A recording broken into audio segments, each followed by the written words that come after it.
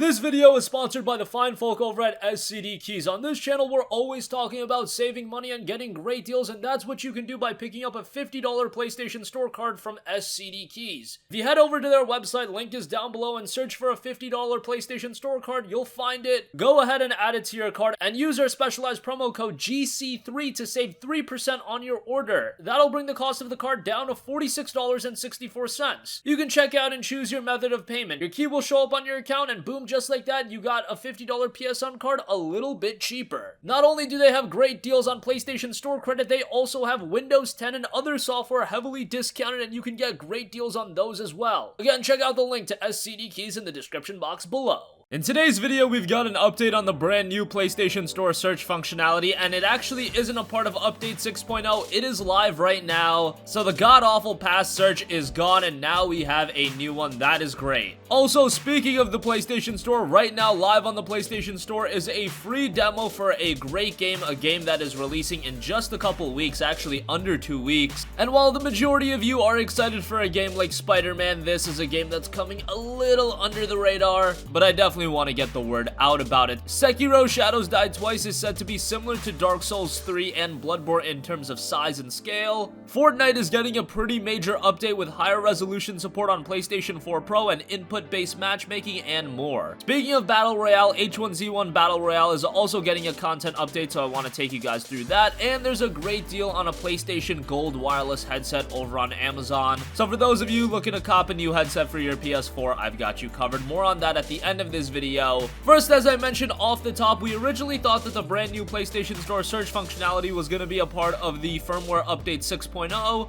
However, no, Sony has already rolled it out. Now, if you don't know, if you don't use the PlayStation Store much, the past search was just so freaking terrible. It was a column-based system where you would have to go through each letter, and I don't know who thought of that idea, but it was just a horrible idea. I didn't know if Sony tried to be clever with that search functionality, but good to see that they just went to the traditional keyboard layout with the QWERTY keyboard. That's all I need in my PlayStation Store. I don't need any fancy column-based searching. With this one, you can also search based on game name, publisher, and genre, so you have a little bit more options when you actually search for what you want to buy. To some people, this is a very minor update, but for those of you that use the PlayStation Store regularly, I saw it in the comment section of the last video, and you guys were very excited, just like me.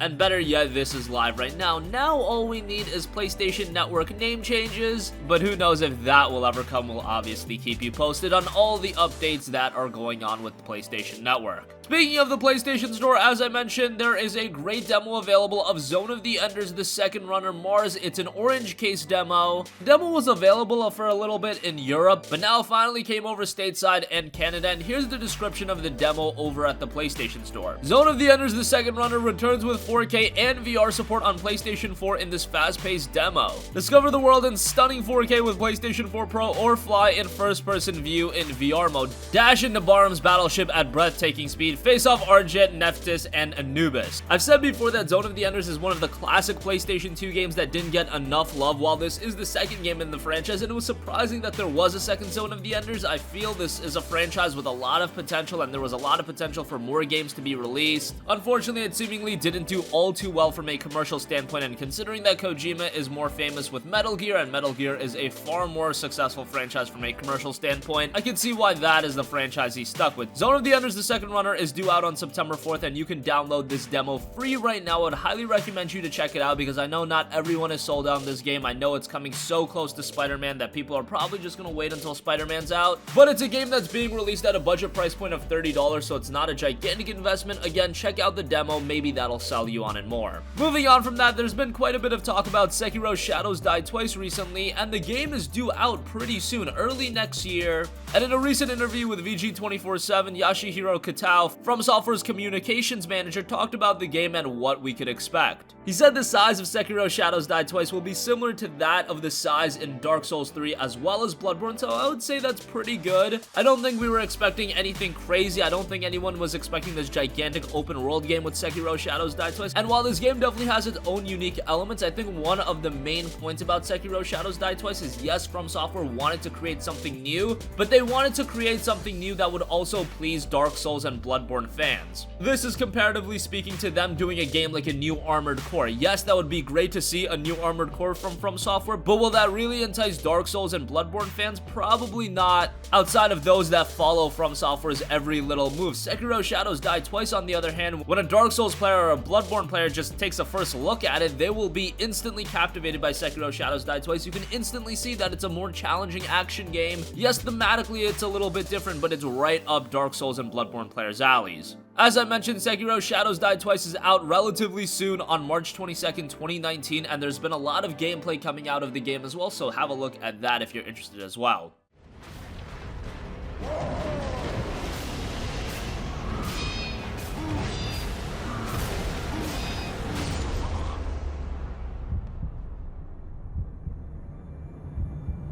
Your death won't come easily.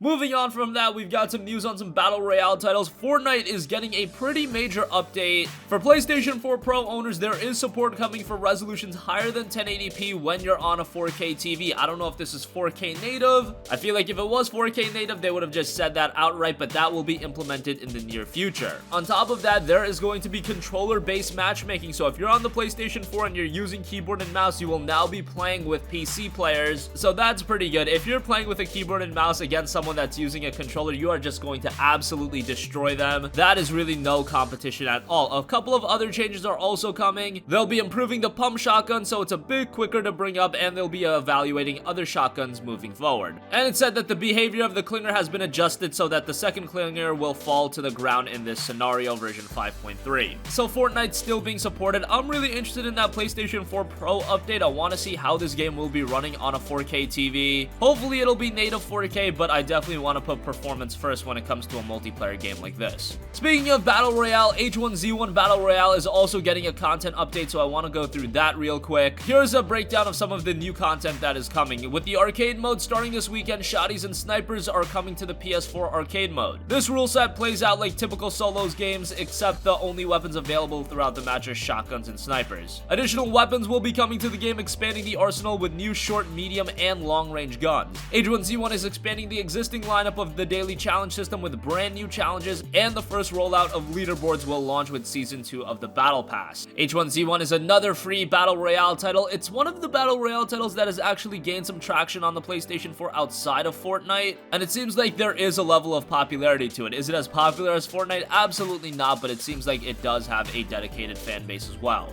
And lastly, over at Amazon, you can check out the PlayStation Gold wireless headset. It is 20% off, so instead of paying $99.99, you will be paying $79.99, and I have to say, this is an awesome headset. Take it from personal experience. This is the headset that I use, and it's great whether you're talking to friends, whether you just want all of the audio of the game to come through this headset. The game audio will sound fantastic. However, no matter how good a headset is, $100 is always going to be a little bit steep of a price point, so now at $80, I would say that this is a little bit suitable. Bear in mind that it is completely wireless, so that is awesome. You have a little dongle that goes into the USB port. You do have to charge the headset, that goes without saying with it being wireless, but it is a fantastic headset. Again, whether you're gaming and you want the game audio to go through it, whether you want a headset for party chat, I give it the highest of recommendations. And if you want a high quality headset, yes, $80 is still a little bit steep, but $20 off, I would say that this is worth it. That is going to conclude this video. Again, the new PlayStation Store search functionality is live right now. Great to see that, because the old search was absolutely garbage. Zone of the Enders, the second runner, has its free demo available right now. Give that a look. It releases September 4th, just a few days before Spider-Man, but this is a game that deserves some more attention.